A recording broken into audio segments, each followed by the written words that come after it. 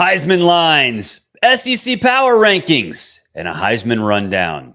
It's college football smothered and covered, and we are powered by the Locked On Podcast Network. You are Locked On College Football, smothered and covered, with your host, Barrett, Sallee. Your one-stop shop for everything college football. Part of the Locked On Podcast Network. Your team every day. Hey, welcome in. Thank you for making college football smothered and covered your first listen every day. We are free wherever you get your podcast and, of course, on YouTube as well. Part of the Locked On Podcast Network, your team every day. And today's episode brought to you by our good friends at 5 Hour Energy. Go to 5hourenergy.com and use promo code LOCKEDONCFB. That's LOCKEDONCFB to receive 20% off your first order. This offer is only valid until September 30th on one order and cannot be used with other promotions. The code is not good on subscription orders. Go to 5hourenergy.com today. That's the number 5hourenergy.com. Use promo code LOCKEDONCFB. So we have a fun show today. It's Monday. It's a Monday morning quarterback edition of the show, which means we go through some big headlines that maybe we did not discuss on the Saturday show. And first things first, we are going to talk about the Heisman. Now, I know you can sit here and say, "Oh, it's Jackson Dart. Oh, it's Carson Beck or whatever." Okay, fine. I get that. Those guys would probably be Heisman frontrunners for me too, especially Quinn Ewers. However, we got to talk about some dudes who maybe flew under the radar a little bit this week after people got caught up in the Colorado-Nebraska game and what happened with Notre Dame and, the performance by Quinn Ewers. So we are going to talk a little bit about Jackson Dart. At Ole Miss, they're supposed to put up video game numbers. That's what Lane does. So it's not necessarily surprising that you have a guy in Jackson Dart who is putting up video game numbers. 87%. Jackson Dart is completing 87% of his passes. I don't even do that on the video game in rookie mode. That is unbelievable against air, much less a team that has 11 players on defense. 14.7 yards per attempt, 6 touchdowns, no picks, 397.5 yards. Oh, and he also runs. What Jackson Dart is doing is way under the radar. Now, it's odd to me because Ole Miss is one of those teams that people actually should be watching, and it doesn't seem like they do. I go on a lot of national radio shows, and I do my Sirius XM show. I was on 11 Alive here in Atlanta on TV last night, and we talked a little bit about this on TV. It's like Jackson Dart, in reality, should be the Heisman frontrunner. I mean, I don't think there's any doubt, and yet we can sit here and talk about, he hadn't played anybody. Okay, fine. 87.5% of his passes? I don't care if you played air. That's really darn good. The next guy, Cam Ward, flew under the radar again this weekend, and that's okay. That's okay to me. He's kind of like a diet version of Jackson Dart so far this year. He's got a big win over Florida. Everybody watched that, and a lot of us were surprised that he was able to look like a quarterback who's ready for the next level, because I thought he was a stat monster. I did not think he was capable of playing that way, but it was Florida. Still, just over 75% of his passes, 6 touchdowns, 1 pick, and 344 yards per game. On a team in Miami, and this is what's interesting to me, and you can kind of say the same thing about Jackson Dart. Don't we want fresh blood? Don't we want new teams? Don't we want something different than Clemson, Alabama, Ohio State, whatever, Georgia? The answer is yes. And so when the playoff expanded, there was a lot of talk of, well, look at the underdog, the group of 5 teams going to spring an upset. And I kept thinking to myself, that's not why people are going to like it. I like the 4 team. I like the 2 team, whatever. But the casual fan isn't going to like it because, let's say, Memphis goes on a run. They're going to like it because historical power like Miami gets in and does some damage. An upstart in a big conference like Ole Miss gets in and does damage. A Penn State, for example. That's going to draw in the casual sports fan. That's going to draw in eyeballs. And that's exactly what Cam Ward has done already at Miami, and the schedule sets up for him to make a run. And I'm a voter for the Heisman. When I'm factoring in who I vote for, generally speaking, it's, okay, how valuable are you to the team? Cam Ward checks that box. Do you put up video game stats? Cam Ward has always checked that box. And what do you lead your team to in terms of overall success? The playoff is it for Miami. That's out there. So Cam Ward definitely, like, honestly, if I'm voting right now, Cam Ward's on my ballot of 3. We get to vote for 3 guys. Cam's on that ballot. Miller Moss does not have the touchdowns that sort of jump off the page. 2 touchdowns, no picks. He's only averaging just over 300 yards. We're going to go on in the season, and we're going to notice that the win over LSU is much more impressive than maybe we thought at the time. And I said this on the Monday show last week, that it wasn't a case of LSU being overrated. It was a case of USC being a complete football team, being a national championship contender, being a behemoth in the Big Ten. And so Miller Moss had his day. Miller Moss and showed that he can be what a lot of people maybe assumed that he could be. And that's brought USC in the top 10. That's brought USC back into the national spotlight in a good way, not in a joking, let's all pile on the Trojans way. So when USC, as the season progresses, USC's schedule is very tough. If Miller Moss can do it again, traditional power, been on the downside a little bit, might lead to the team to the playoff. All those things we just said about Cam Ward are applicable to Miller Moss as well. We will take a break. Coming up, we will talk about SEC power rankings, put them up on the X machine yesterday. I don't necessarily think a lot of folks were in disagreement of a lot of where these teams are. I'm going to justify a little bit what my mindset is on my SEC power rankings coming up next. You are listening to College Football. You are watching College Football Smothered and Covered. And of course, we are brought to you by the Locked On College Sports Network. The show brought to you by 5 Hour Energy. Hey, you know what? You got to tackle a to-do list, right? You got to watch college football on Saturdays. That means you got to get stuff done around the house, the honey-do list, whatever.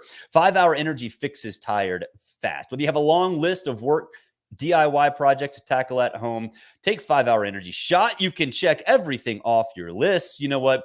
My honey-do list is pretty big. The house is a wreck. I hope my wife's not watching this because she's going to get mad at me for saying that. But the house is a wreck. Dog toys all over the backyard. I got a lot to do this week. Because let's be honest, during the week, I get to take a little bit of a day off. So I use 5 Hour Energy to get the job done. When you get supplies for the project, do not forget the most essential one. And that is, of course, 5 Hour Energy. With zero sugar, convenient portable size, it's the perfect pick-me-up for getting stuff done. The 5 Hour Energy website has flavors galore like watermelon, tropical burst, grape berry, and more. The flavor, it's there for everyone. You should try every single one. On the site, you have the option to build your own 12 or 24 pack. You can choose the flavors, and they are delivered right to your door. If you go to 5hourenergy.com, that's the number 5hourenergy.com. Use the promo code LOCKEDONCOLLEGE. You can receive 20% off your order. That's 20% off your order by using the promo code LOCKEDONCFB. This offer is only valid till September 30th on one order and cannot be used with other promotions. The code is not good on subscription offers. Go to 5hourenergy.com. That's the number 5hourenergy.com. Do it today. You will not regret it. All right, so let's talk about SEC Power Rankings. Always fun. These generally exist just to make people mad, which is fun for me. Because, hey, passion is what drives college football. And this passion is there. All right, Texas over Georgia. Well, yeah, I know you can say, well, it was just because Michigan's overrated. Blah, blah, blah. No, well, Texas, in terms of power rankings, they've had a better year than Georgia. The defense it's a complete football team, stout on both lines of scrimmage, can run the dang ball with Jaden Blue or whoever else you got to throw out there because of all the injuries. Not a problem. To me, that shows that Sark has built this team like an SEC power. So that's good. And then Texas has been above Georgia for me all year long. It's not a knock against Georgia. I just think Texas is a more complete football team right now and has the biggest win of the season. So if it has the biggest win of the season, how can you not put them number one? Right now, I think they're equal to Georgia in terms of where they can go, and they've got a better win. It's really not that difficult. I moved Tennessee over Alabama this week, and I don't think there's an argument to be made against that decision. And the reason I say that is, we talked about, I'm not the biggest Grayson McCall guy. I don't think NC State's offense is what a lot of people assumed it would be, because Grayson McCall to me is too streaky. And we talked about this all week on last week's show. I told you that Tennessee was the easiest bet of the week. You saw it come to fruition. But here's the thing. Nico Iamaleava had his C-plus game. He didn't really do anything. Threw 2 touchdowns, threw 2 picks. Didn't really have anything stellar to hang his hat on. But Dylan Sampson is a flat-out monster. And good God almighty, that Tennessee front seven is ridiculous. Absolutely ridiculous. And the one issue going into the season, which was the secondary, especially after a couple injuries in fall camp, doesn't seem like an issue. Now, pressure up front helps, of course. But are there cracks? Are there holes on Tennessee's resume, on its team? No, there's not. In fact, I was on Sports 560 in Memphis earlier today, and Greg Gaston and Eli Savoy asked me, why do you have Tennessee behind Ole Miss? And the reason is I trust Jackson Dart more than Nico Iamaleava. And that's not a slight against Nico. He just hadn't done it for very long. Jackson has. So I think the gap between Tennessee and Alabama is pretty significant because Tennessee hasn't shown any cracks. Alabama has, specifically from a penalty perspective. All right. South Carolina moves up to number 9. I don't really see any argument there after what that defense did. Now, I was floored. I thought it would be completely opposite. I thought South Carolina would go up to Kentucky and get absolutely worked. They out-physicaled Kentucky. They won the line of scrimmage against Kentucky. Think about that for a second. South Carolina, which has had its moments, but is not really known as a team that's going to win battles in the trenches, up against a Mark Stoops team where that's their calling card. That's what they do. South Carolina didn't care. I was floored, and it 100% justifies putting South Carolina at number 9. In fact, I thought about putting them number 8 above Oklahoma because, good God, Oklahoma can't run the football. And Jackson Arnold seems to be reluctant to stretch the field. I think honestly, if you want to say, hey, South Carolina should be above Oklahoma, fine. 100% fine. You have a great case.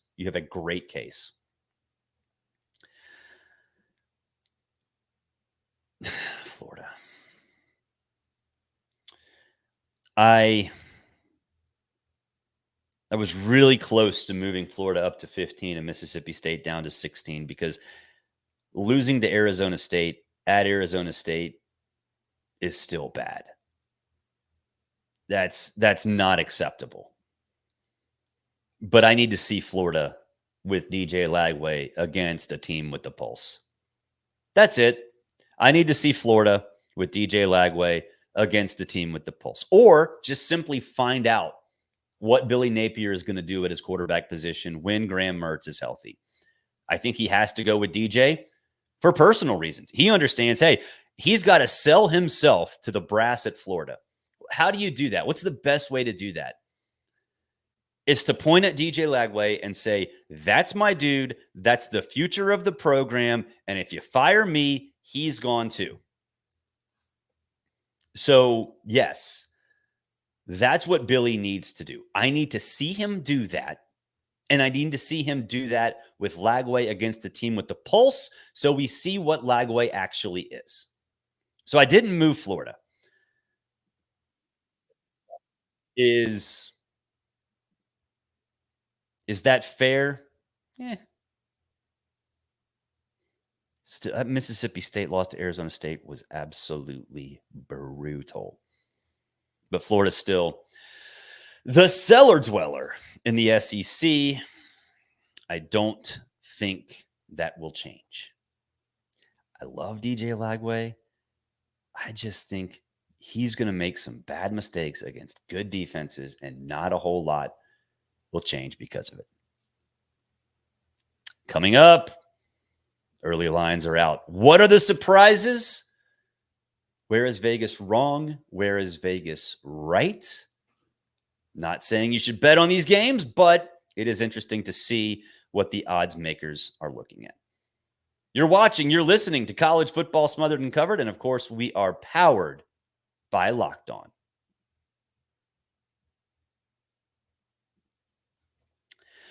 Hey, you know what? Show brought to you by Ibotta. Ibotta.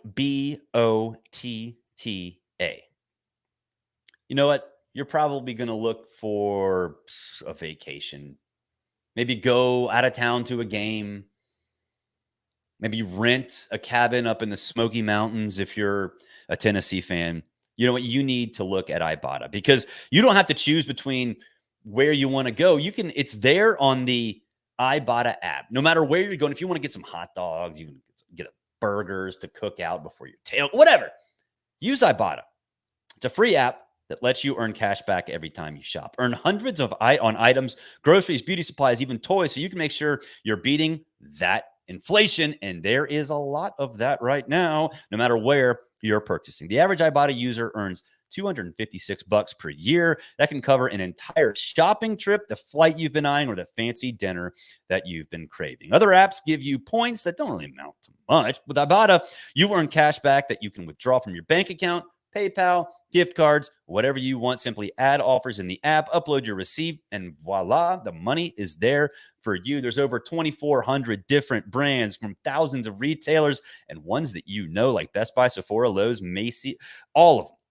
It's time you join the over 50 million users who use Ibata to earn cash every time they shop. Right now, Ibata is offering listeners $5 just for trying Ibata. Just try it. You get $5 by using the promo code LOCKEDONCOLLEGE. That is Locked On College when you register. Just go to the App Store, Google Play, or wherever you get your apps. Type in Ibata, that's Ibotta, and you can start earning cash back. Of course, use that promo code Locked On College. That's Ibata, Ibotta, at the Google Play or App Store, and use promo code Locked On College. All right, early lines. Early lines. There are a few we're going to go over. 4, in fact, that I think are quite interesting. First things first, we're going to talk about LSU at South Carolina. South Carolina, obviously, people are pumped after what they did against Kentucky. And of course, game day is going to be there. South Carolina fans are going to be wild. And when you get South Carolina fans wild, that is dangerous. That is one of the most dangerous places to play. If you have not been to the Willie B, you need to go.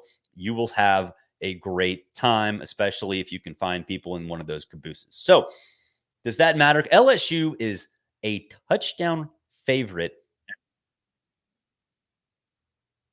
That is surprising to me because I think there's a sentiment out there that LSU is overrated after what happened in Las Vegas. And really, the game against Nichols last week wasn't exactly crisp. I mean, the score doesn't really indicate that, but it was not a crisp football game. To be a touchdown road favorite in one of the most hostile environments in the country, and yes, that's exactly what South Carolina is when it's cranked up. That's especially after what South Carolina did. South Carolina had doubters. I was one of them. But this is, I'm surprised that people haven't caught on or haven't reacted to that Kentucky game in a way that I think bettors should. LSU -7 it's one of those where it's almost like they want you to do it. They want you to take South Carolina. Those are always tricky to me. Those are always those lines where it's like, I might want to stay away from that one. Speaking of staying away, Alabama is a 15.5-point favorite at Wisconsin, at Camp Randall. After what we saw Alabama do or what they didn't do against South Florida, they're laying 15.5 at, again, one of the most hostile environments in the country. I'm impressed with him. He's actually had a pretty good season so far. But the biggest thing to me is discipline with Alabama. The penalties were awful against South Florida. Sloppiness with the ball, 3 fumbles. Those are things when you're at home against a lesser opponent you're concerned about. And now you're going to go to Camp Randall and have success?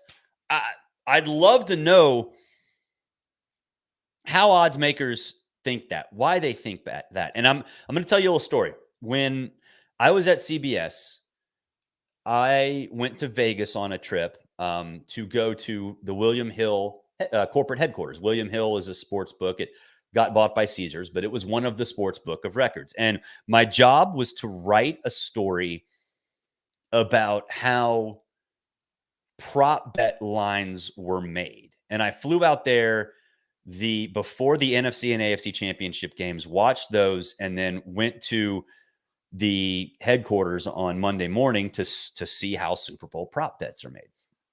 And it's really fascinating because these guys are, you think us or yourself or whoever are sports freaks, these guys are in like encyclopedias and they spit out these prop bets like that, 5-second conversations. And the weird thing is all of them are close to each other. All these sports book, like they all are within a half point or a half yard of each other.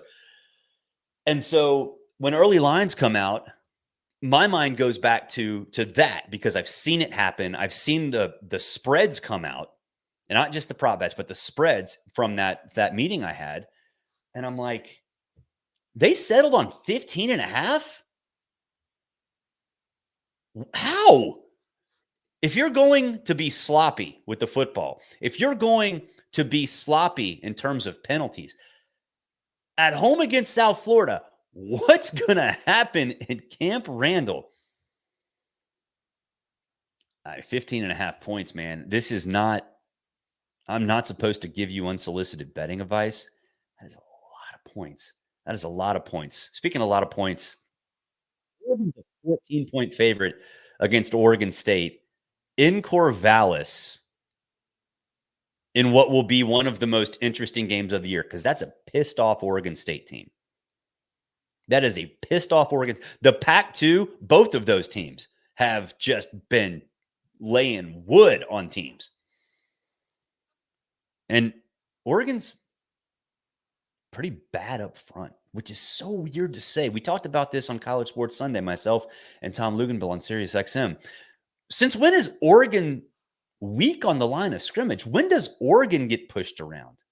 Oregon's getting pushed around by Idaho and Boise State. Now, you can excuse Boise State because their running game is just next level, but Idaho, not so much.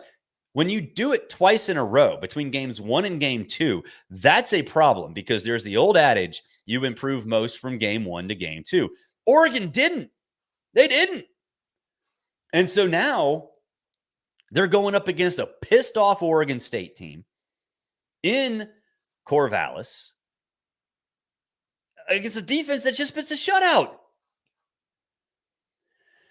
14 points, 2 touchdowns. I wouldn't lay 14 points on with Oregon against anybody in FBS right now, much less a pissed off state rival that got left behind and is doing everything it can to maintain relevance in this college football world. And then Notre Dame minus 12.5 at Purdue. I was so fascinated to see what would happen with Notre Dame with these odds because 12.5, it's hard to imagine a situation where Notre Dame will score enough to cover that spread because the defense will give up a touchdown and give up 10 points. Purdue's not great, but whatever. Hudson Card is there and he's been around, so he knows how to do some things.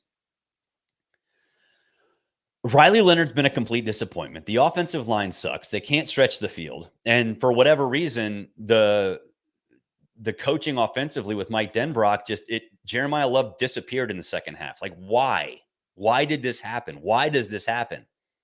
And that's 2 straight games. One against a pretty good Texas A&M defense and one against a Northern Illinois team that, again, won the battle at the line of scrimmage. Why are they 12.5 point favorites at Purdue? I know Purdue's not a difficult place to play, but and Notre Dame will clearly be overmatched, or Purdue will be clearly overmatched from a talent perspective. Did that matter against Northern Illinois? No. You lose the battle at the line of scrimmage, and you have unbelievably horrible offensive play calling, and you have subpar quarterback play. You're in a tough place. So 12.5 points to me, I was floored when I saw this. Floored when I saw that Purdue was a 12.5 point home underdog. The home thing doesn't really matter all that much again because it's not raucous, but still, man, that's a tough one. One comment before we head out, Mr. Skeptical, SEC ain't that good again. What's that good? You know, that when we talk about SEC, Big Ten, power rankings, conferences, all that other stuff, I'd love to know in relation to what. Because if we're talking about the SEC in comparison to the Big Ten, make me a case. Make a case that the Big Ten's better than the ACC, better than the Big 12. I don't care, but you can't sit here and say Team X, and this just goes for teams too. Team X, Conference X, Player X overrated when you're not comparing them to something else. So I used to write the instant reaction piece before I left CBS to the college football playoff rankings, and I did the over and under, overrated and underrated. And that was something I always made a point to do, is say in relation to who, because we can sit here and say Oregon's overrated, and they are. And I'll say they're overrated essentially ahead of 4 or 5 teams. But if you sit here and say Alabama's overrated compared to who? Who would you put ahead of them? I don't think you put anybody ahead of the SEC right now. That's just me. Especially considering an SEC team just whipped one of the supposed powers of the Big Ten, a team that won a national championship last year. So that will do it for this edition of College Football Smothered, powered by the Locked On Podcast Network. Hey, thank you for making us your first listen. For your second listen, go check out Locked On College Football with Spencer McLaughlin. Of course, does a great job covering the entire world of college football as well. You can find it on the Locked On College Football Network, or just go to the link below. Description below. It'll be there. Don't forget to set up notifications for that show as well as this show. And look, if you like college football, the shows on Locked On, the podcast network, just tremendous. Tremendous. This is a new media world. There is no place better to find fantastic content than the Locked On Podcast Network. Your team every day. Until Tuesday, have a good one.